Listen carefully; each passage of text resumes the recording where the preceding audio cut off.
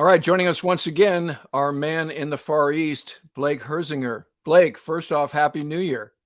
Happy New Year, Ward. Good to see you again. How's things in Singapore? Cannot complain. It is the coolest month of the year. I haven't sweated outdoors in at least 2 days, so I'm living the dream. So I think I've mentioned before my second ever port call was Singapore on my first deployment aboard the USS Independence. It was a surprise port call. Back before there was a Fifth Fleet, there was Seventh Fleet, and Admiral Foley came out. And this is also before carriers would go into the Persian Gulf proper. So we were hanging out in the North Arabian Sea, doing what we're going to talk about, intercepting airplanes coming out of Karachi, Pakistan, Russian airplanes, Soviet airplanes. And he's like, hey, would you guys like to spend New Year's in Singapore? We're like, is that possible? I'm like, sure, come on. And so it was actually a long transit from the North Arabian Sea to Singapore. It took us like 6 days. It was almost like a transland. Yeah. But great city. I always tell people it's the cleanest city in the world. And, the locals don't mess around, as we know that American kid got caned a few years ago for doing graffiti or something. And the restaurants were fantastic. And it was a great port call. So I've been to Singapore. That's my only Far East port. Never been to Australia, never been to Japan. So we set the bar high. Big fan of the Singapore. So let's talk about Chinese intercepting American airplanes and all of the interwoven details therein. So let me start by reading the news item that brings us to this discussion. This is written by my good friend Carroll, who worked for me when I was at military.com, now working for coffeeordie.com. So Carl reports on Saturday, December 31st, China's Southern Theater Command released an 18-second video on social media that claims a U.S. RC-135 rivet joint reconnaissance aircraft, quote, deliberately changed its flight altitude, end quote, and, quote, approached our plane dangerously, end quote, before it, quote unquote, squeezed the fighter pilot, making him turn to port to avoid a collision. So we'll talk about burdened and unburdened airplanes. So I just, as a fighter guy, I'm not really getting all teary-eyed about a fighter that gets moved out of the way by a rivet joint, but we'll talk about that in a second. The incident occurred at 11:25 a.m. on December 21st above the South China Sea, with the U.S. spy plane crew repeatedly ignoring warnings, and we'll talk about warnings that go back and forth as well, from the naval pilot of the J-11 Shenyang. That's their version of the flanker, what NATO codename Flanker L+. But, and these can have a he said, she said element to them generally, U.S. Indo-PACOM officials have offered a very different version of what happened. Imagine my surprise. In a release issued Thursday, U.S. officials alleged the U.S. crew, most likely from the 82nd Reconnaissance Squadron, originating from Kadena Air Base on the Japanese island of Okinawa, took evasive actions to prevent a collision when the Chinese fourth-generation fighter came within 20 feet of the plane's nose. Although U.S. officials declined to pinpoint where the incident occurred, China's Southern Theater Command disclosed Saturday that the U.S. spy plane was trying to snoop on the Paracel Islands, what Beijing calls I'm going to mangle this, Xisha Islands. Those islands are a sprawl of inlets and rocks that the Chinese military has fortified and armed with missile batteries, and they are in a line running roughly 130 nautical miles southeast of Hainan Island. The Paracels are also claimed by Vietnam and Taiwan. You have intel background. You were in a P-3 squadron, like we can see the tail on your I Love Me wall behind you. So what are your first thoughts on this particular incident? So I think one of the big things to take away is that both sides are now engaged in this narrative battle, right? We know that the Chinese are going to go up. They're going to do something that we consider unprofessional and unsafe. And they're going to run home to try and tell the story before we can, right? They're going to try and get this video out and say that we were unprofessional, that we provoked conflict. So now you see both planes up there with a handycam to record these incidents. And that's something that we do with the Russians as well, because it is now a battle of narrative. Who can get this video out with a compelling story to make the other side look like they are the aggressor or they're the ones pushing or causing conflict? And, it's, as you know, Ward, having flown the smaller, faster things, 20 feet is no joke. That can go wrong in a half a second. You're going 500 kilometers an hour, and things can just go very, very wrong.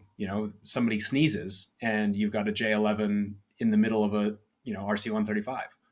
So let's talk about this region and this island chain that is fortified and contested by Taiwan and Vietnam. Obviously, the Chinese are not happy about us having a constant and persistent presence there. We consider these operations what we call freedom of navigation operations. We've done these before, and we've covered some of these on the channel, particularly the Gulf of Sidra incidents off of Libya. Gaddafi claimed the entire Gulf of Sidra as a bay, and in accordance with Admiralty law, it is not a bay. So you get a 12-mile domestic waters, beyond your shoreline. You don't get the whole bay. And so we would make kind of a point of trolling in there and being provocative. This is kind of what the U.S. Navy particularly has done since Stephen Decatur refused to pay tribute to the Barbary pirates, which the president at the time, Monroe, was not cool with, by the way. He was like, I just want a brown water Navy. I don't want an over-the-horizon Navy. And these guys like Barry and Decatur are like, what? And they just went. Sorry, can't hear you from all the way over here. You gotta love the sort of fire of those guys. But this is what we do. This is what your U.S. Navy does, right? Makes a point. Otherwise, you have this sprawl and people are claiming all kinds of things, and global trade gets affected. So talk to us about how this has evolved in recent years. That's right. So you can really take, you mentioned Taiwan. So with regard to the Paracel Islands and Taiwan's existing claims, those go back to the Republic of China. The Chiang Kai-shek days, they claimed a lot of what we now refer to as China's 9-dash line. A lot of that's based on Taiwanese claims that actually they still haven't given up on. And the PRC, when they took the mainland, they effectively assumed those claims and said, well, that's ours now. All these things belong to us. Of course, in the 40s and the 50s, they were far too weak to do anything about it. And they had to wait until the 1970s, if I've got that right. Sorry, it's getting late. When they pushed the Vietnamese out of the Paracels. And there's actually video out there of the gun battle with the Chinese effectively machine gunning, Vietnamese troops up to their knees in salt water. And then they kind of sat on them. The regional powers that still hold claims, Vietnam has some, Malaysia has some, China had a bunch. They kind of built these rickety little shelters. They built a little bit on top, and then everyone kind of agreed, like, all right, we'll just leave the status quo in place. No more building. And that kind of went up until the Obama administration. And there was a famous meeting in the Rose Garden of Xi Jinping and Barack Obama. And Xi Jinping pledged openly that he would not militarize these islands. There had been this frantic building pace, and everyone's kind of watching what they're doing. And they've effectively blown up all the coral reefs, dredged it up, crushed it down, and built islands on top of what were rocks and reefs. They do not generate a territorial claim or a territorial waters claim or an exclusive economic zone. And that's been proven by the UN Tribunal on the Law of the Sea. Everyone has rejected this claim, but as it stands, China built these islands and then pledged not to militarize them, and then did militarize them. So now we're looking at these, monster airfields, surface-to-air missiles, surface-to-surface missiles, troops based on them, ships out there, fighters, bombers landing, taking off, hardened shelters, that kind of thing. So the Chinese have built this network of forts at sea on these reclaimed features, on these illegally reclaimed reefs. The powers around them can't do anything nearly as great in scale, but some have tried to improve, their holdings out there because they're worried the Chinese will come push them off. The Vietnamese have done. The Filipinos ran an old LST that we gave them, the Sierra Madre. They beached it on a reef, and they keep Filipino Marines out there on that old rust bucket, fishing to stay alive. They have to truck out bags of concrete to keep this hulk afloat, but that's their base, is this old rickety ship. And, one day that's just going to wash away into the ocean. Like you said, it's always been the policy of the Navy, before we could fly. Now we fly, sail, and operate. Then we just sailed anywhere that the law allows. And that's what we do in the South China Sea. And, it's brought us into close proximity with the Chinese in a lot of cases.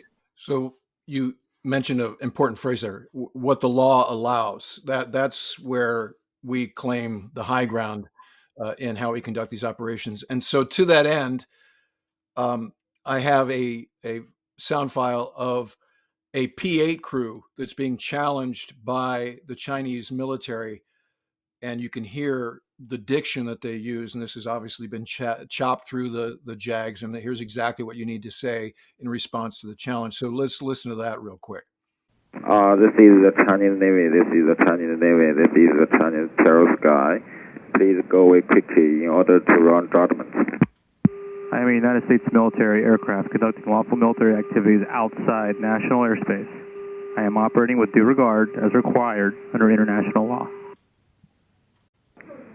Foreign military airplane. Foreign military airplane. You are operating by military security order. Please go away quickly in order to avoid long judgment. 外国军机离接近我军事警戒区，为避免误判，请立即远离。 Station calling U.S. military aircraft. Please identify yourself.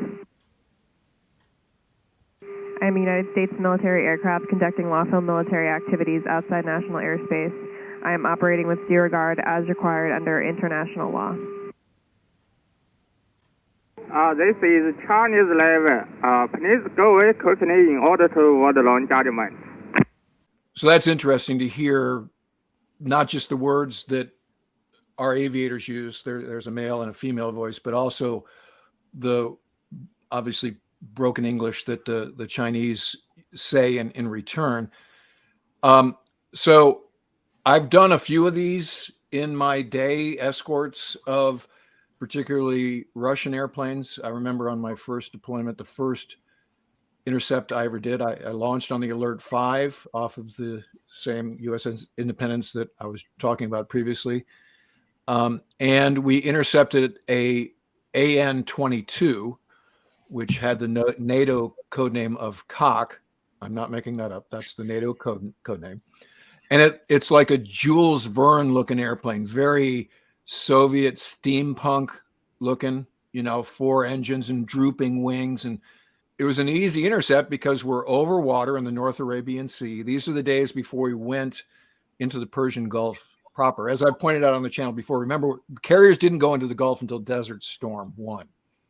Before that, there was no way you were going to go through the Straits of Hormuz and into the Gulf. It was just, it seemed like you didn't have enough reaction time, which you don't, by the way, between, between Iraq and Iran. And actually, Chapter 1 of Punk's War has an incident that proves that out. But so we're hanging out in the North Arabian Sea, nothing but water, no land return. So the AUG-9 is performing very well. So I think I got like a 120-mile track while scan, track, and, E2 was painting it. And so anyway, we did a nice gentle intercept and we rendezvous on this guy, right? And so nothing provocative. And in those days, we had these fixed lens brownies, we called them. I think it was a Nikon camera, wet film camera that the Rio would carry. So I'd have this around my neck. And again, it's not a Polaroid. I'm sorry, Top Gun fans, not a Polaroid, but this brownie. And so we would tuck in, not so close that the pilots of this AN-22, which had Aeroflot markings, by the way. And so it's coming out of Karachi, going to somewhere in Africa. And so they would fly over the Independence on their way. So our job was to first take all these intel pictures of the bumps and antennas and so forth. And then when they did a slow descent, because they knew where the ship was, and because the ship wasn't MCON. So they would do the slow descent, and they do kind of like a flyby. So our mission, when they would do that, is we wanted to have a Tomcat in the field of view anytime they took pictures of the carrier, right? We're sort of like photo bombing them. And the message there is, hey, you can fly by our ship in international waters insofar as you don't hazard flight operations. But just know we always have these armed airplanes, because we were loaded 2, 2, and 2, right? 2 Winders, 2 Sparrows, 2 Phoenix, and 500 rounds of 20 Mike. So they also took note of that. So, and sometimes we, if we were low enough and we wouldn't give ourselves hypoxia, we'd turn off the air source and put Ronald Reagan masks on and wave, and we'd hold up Playboys. And they got a real kick out of it. I remember these dudes wore these like leather helmets, these Soviet era aviators, and they'd be in that little bubble window, like, hello, thumbs up, love you. Please take us with you. Please. Hollywood, and so it was kind of this bilateral exercise where there was this bonhomie between us and our, other superpower adversary, and so it had this sounds trite, but it had an innocence about it, right? Mm-hmm. Nobody's going to flash in front of them or try to thump them or anything like that. So these Chinese intercepts are not calm. They're not innocent, right? Not friendly. And so we just talked about the one that just happened. So you can see from the video, in fact, let me go to our training aids here. And I'll say up front, these are not to scale. So let me put myself in the big view here. Okay, so our MiG-29 in this case will represent what kind of airplane were we talking about here? J-11. Yeah. Okay. So our MiG-29 will represent the J-11. Our KLM 777 will represent the P-8. Or I'm sorry, the rivet joint, right? Okay. So, and these aren't to scale. I apologize. I don't have a rivet joint training aid. Okay. So if your listeners crowdfund Ward a rivet joint training aid, he needs one. Be a patron and give me training. There you go. Okay, so he intercepts, and again, some fighter jargon. Down the wing line. This is sucked. This is acute. He goes way acute, right? He's up in here. Make sure I get it in the field view, right? And then he does this kind of thing where he gets like there's no. This isn't even a safe escort position. Right? Because the point you want to make is if you do something provocative, I can drop back and shoot you down. Yeah. Right. That's kind of the tacit point you're making. So again, you have an agile J-11, what's that? A 4th gen fighter, right? And a not so agile RC-135. So that logic of the RC-135 made me turn away. It just doesn't fly with me as a fighter guy. So that's part A. As you mentioned, the Australians had a similar situation, and back in 2017, we had a J-10 intercept a P-8 Poseidon and do sort of a similar provocative thing that the Poseidon had to maneuver away to, in their minds, avoid midair. But the most drastic of these is the Hainan Island incident of 2001. Talk to us about that incident and some of the community lessons learned as a result of that incident. They had an EP-3 out doing a reconnaissance mission. And what we have to think about is that the Chinese recognize that we're doing this in a place that is technically legal, and they object to the fact that we do it at all.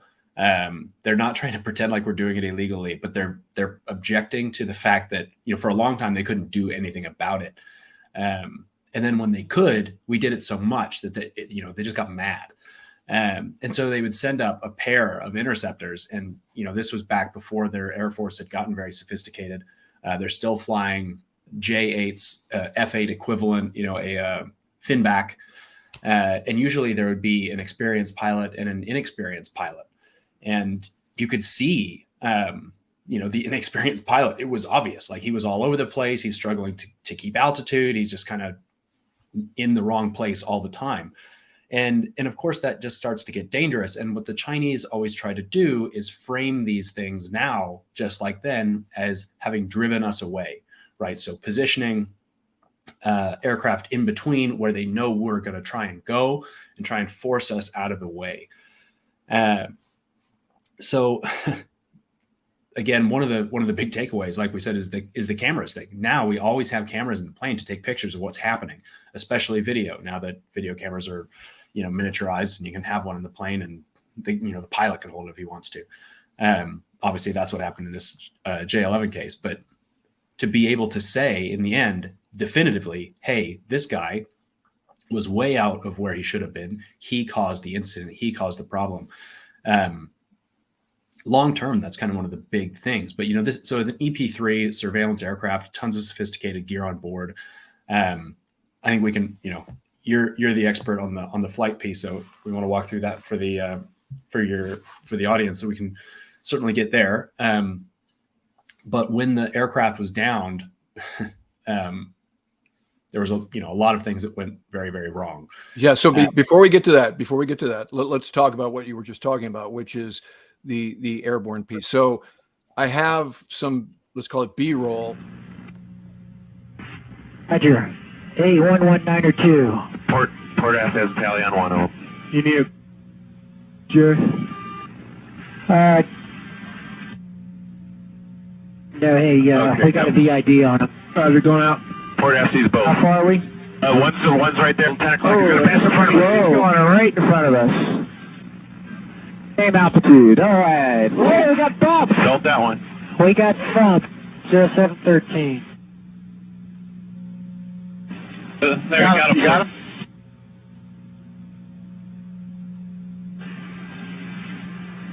Yeah.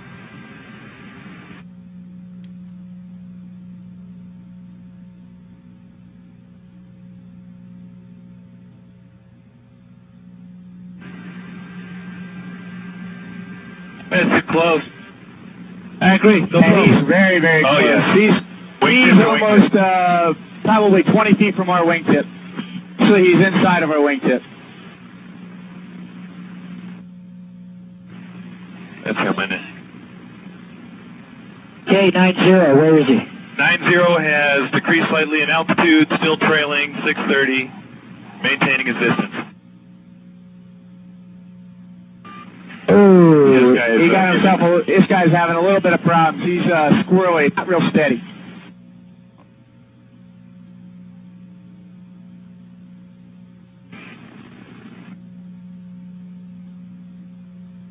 He's having a hard time maintaining this airspeed. He's got his flaps down a little bit. Oh yeah, he's having problems. They're not going to come swinging into us. Okay, he's moving out a little bit. He's falling back. 92 is falling back.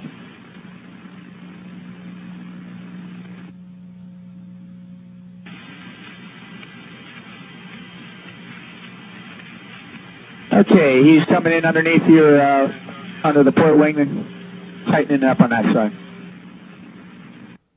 What we know now in the backside of the incident is the guy in aircraft 92 he's a lieutenant commander in the PLAN Air Force called Wang Wei.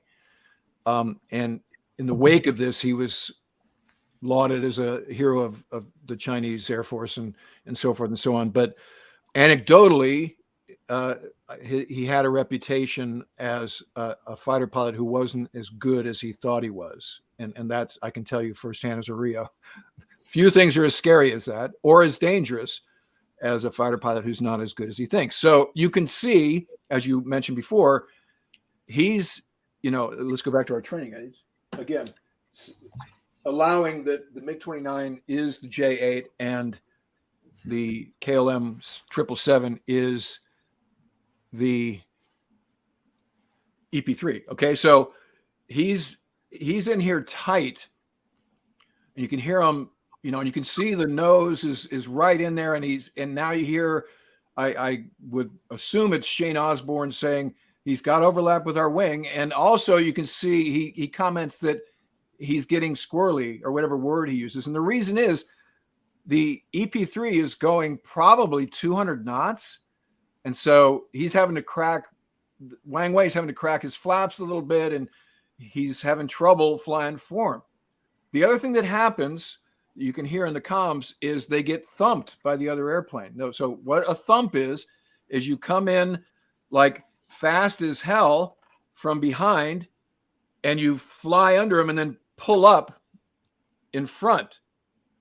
And so unfortunately, Wang Wei, after his wingman thumps him, attempts the same thing, and he mismanages the pull, and he hits the radome of the EP3 and one of the props, which sends the EP3 into this tumbling descent. Wang Wei winds up ejecting. He's never found. And so this is where the EP3 makes some judgment calls that were questionable. So let's talk about what they should have done, what they did, and what particularly the American ambassador to China had to do to get him back. So first, let's talk about, and again, we're not putting, this is just in the infinitive, right? We're not judging the situation, but there were some things that they should have done that they didn't do, and so forth. So let's talk about that a little bit. So EP3, if you look at it, it looks just like a normal P3, except there's this big radome on the chin. And that radome is obviously very sensitive. So there's a few things that you're supposed to do with that aircraft if it has to land in a place that's not friendly. One, you should try and put it in the water so it sinks and they can't get at the sensitive electronics and the sensitive sensors that are in there, especially at that time, 2001. China was a pretty sad excuse for a Navy. They did not have a lot of sophisticated sensors. They were not a sophisticated Navy. They were not well trained, as evidenced by Wang Wei's demise. And so obviously Shane Osborne recovers the aircraft. Everyone is, obviously shaken, panicking. What do we do? What do we do? We want to live. Putting it down in the water is not necessarily a winning proposition for that aircraft. It's possible, but dangerous. And then if you do have to land it on unfriendly territory, you should belly land it and smash all that gear off the bottom of the aircraft and destroy it, which they did not do. And there were emergency destruct procedures for the aircraft, the sensitive things inside the plane. Usually you would put those, if you landed in the water, you'd put them in a weighted bag, chuck them out so they sink. You could, you've got emergency destruct tools, sledgehammers and axes, that kind of stuff, smash the sensitive equipment. The joke kind of in the community, no offense to those that were there, because obviously this is a traumatic incident and, they're doing the best they could in a terrifying period of their life, horrible day. The joke was kind of like the Zoolander scene, the files are inside the computer. They're like smashing screens out of sensitive equipment. Like, no, the files are inside the computer. Like, don't break the screen. That's not what we want. So unfortunately, the Chinese did get the aircraft. They talked the crew out, said, look, you're gonna have to come out, out there with guns. We're either coming in to get you or you can come out yourself. So they came out. Chinese took the plane, took the crew, held the crew for 11 days. And they were totally silent. It was the biggest problem for us at the beginning. This is early Bush years, pre-Afghanistan. They didn't say anything. And some people may have thought that was a negotiating tactic, but it was really the Chinese were shit scared. They did not know what to do. And it's this incredible bureaucracy, right? Top to bottom, there's a million layers. No one wants to tell a boss anything bad, but they don't know what to do. And now we have these 12 Americans, no, more than that, 21. I'm all over the place with my numbers tonight. So they've got this crew, they've got this plane. What are we going to do with it? Of course we can't just kill them because they know we've got them. We can't get rid of them. We can't just hand them back, but they're frozen. And so the U.S. is trying to explain, hey, look, we need those people back. And then, the voices start coming out of China, the outrage, we're very upset. And really they kind of had the U.S. over a barrel, and we ended up pretty much profusely apologizing diplomatically, I believe there was payment offered that was deemed insufficient. Fairly embarrassing for us. And then they, not only that is the PLA benefited from the sophisticated gear that came off the plane. And I believe they incorporated a significant amount of that into the PLA, into their Air Force as well, into platforms like the Y-8 Turbo Panda, their later attempts at building aircraft similar to the EP-3. So, it's a cautionary tale in the VP and inside the EP-3 communities as well. Like, don't let this be you. This is, I mean, again, similar to the fast boats that got grabbed by the Iranians.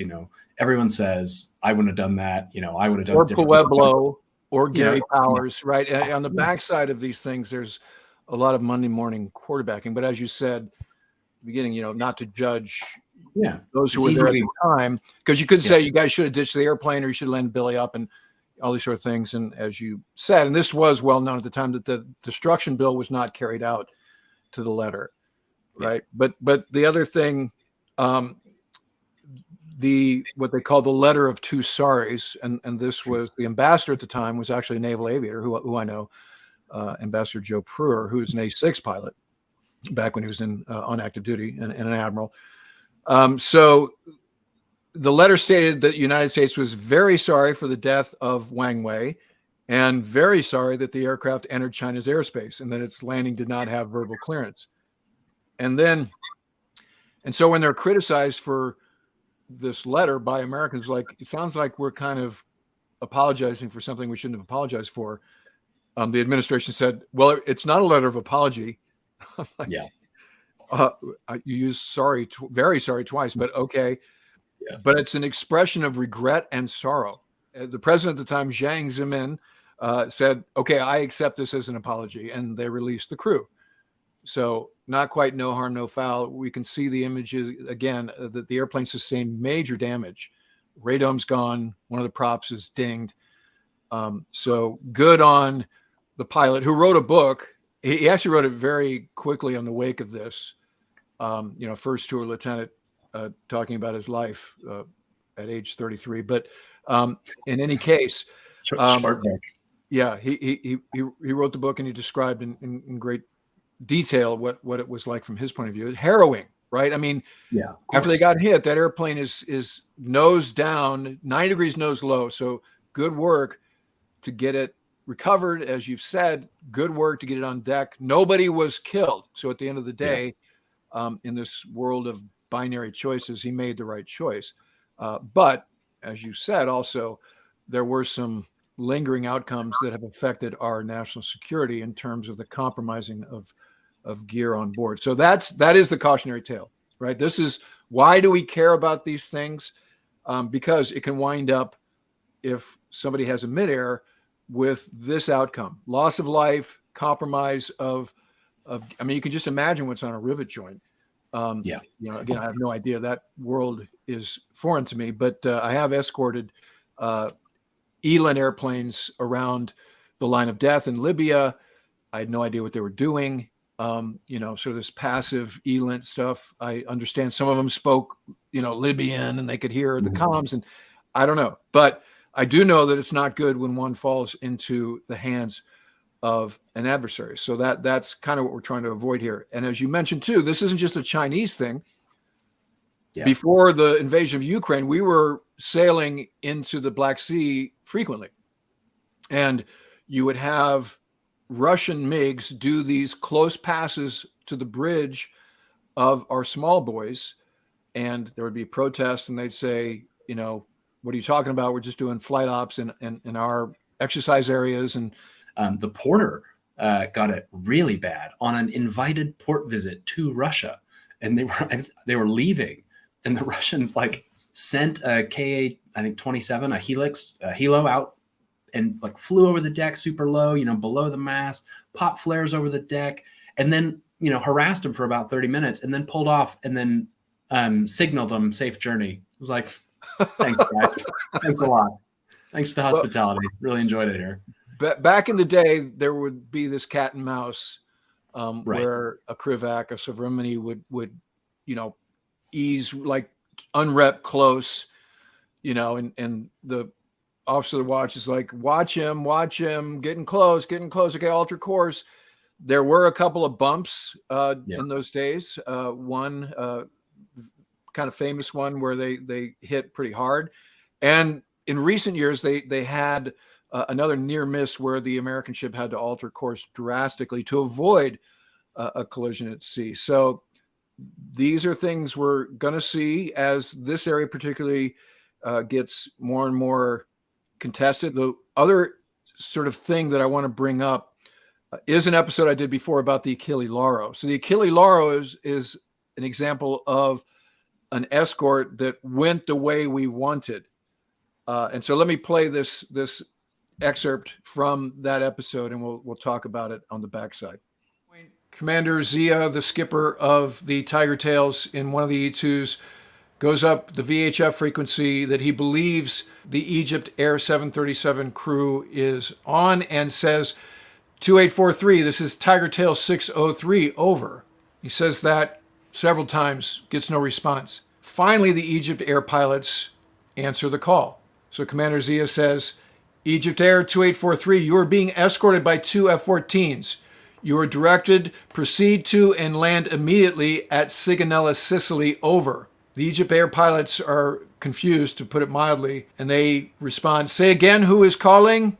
And so Zia says, this is Tiger Tail 603. I advise you are directed to land immediately. Proceed immediately to Sigonella, Sicily. You are being escorted by two F-14 interceptor aircraft. Vector 280 for Sigonella, Sicily, over. So Zia winds up saying this a couple more times, and with no response, he goes up the UHF frequency and directs the sluggers to pull forward and turn your lights on. And so they do that, and that definitely gets the attention of the pilots as well as everybody else in that Egypt Air airplane. So the Egypt Air pilots come up and say, turning right, heading 280. So a couple of things to note in that particular snippet is the E2 skipper is talking to the 737 Egyptian pilots. At first, they don't know who's talking to them. And then it's right at a central casting where the Tomcats pull up and then turn on their lights. So they're flying around the Med at night without their lights before there were night vision devices. So that's sporty. And the Egyptian pilot's like, okay, I got it. I'm turning to 280. I'll go to Sigonella. So that without any sort of provocative, thumping or anything. Now, the guy did say, hey, they're a little close. Can you move them away? They're scaring me. And the E2 pilot relays that. The Tomcat guys are like, sure, we'll move out. We're not trying to scare anybody. We're just trying to compel them to take this terrorist to Sigonella. And then I entreat the viewers to watch that episode if they haven't seen it, because there's all kinds of stuff that happened on the ground at Sigonella, including the Italians refusing to let the Tomcats land, and they just declare emergency fuel. But check that episode out. But that's an example of an escort that had the desired outcome without doing anything that hazarded safety, or anybody getting killed, right? So that's how you do it right. All right, Blake, we're going to be talking about this again, no doubt. Thank you for staying up. It's 9 p.m. Yeah, we're 10 now because we don't have daylight savings. Okay, so you're 10 p.m. where you are, 9 a.m. where I am here on the East Coast. So always great to see you. Happy New Year, and we look forward to talking to you again soon. Hey, thanks a lot for having me, Ward. And for anyone who is going to pull me up on my dates earlier, 1988 was the Chinese Vietnamese duke it out on the Paracels, not the 1970s. So see you in the comments, you people who are going to sharpshoot me on that one. But I got you first. So yeah, all you will, if you comment about that, all you will demonstrate to us is you didn't watch the whole episode. That's right. Right? And that's bad. All right, Blake, we'll see you again soon. Take care, Ward. All right, that's going to do it for this episode. First time viewer, click the button, ring the bell so you don't miss anything going forward. If you'd like to help support the channel, please consider using the super thanks, the heart icon below, or become a patron at patreon.com/Ward Carroll. And in the meantime, as always, I look forward to talking to you again very soon.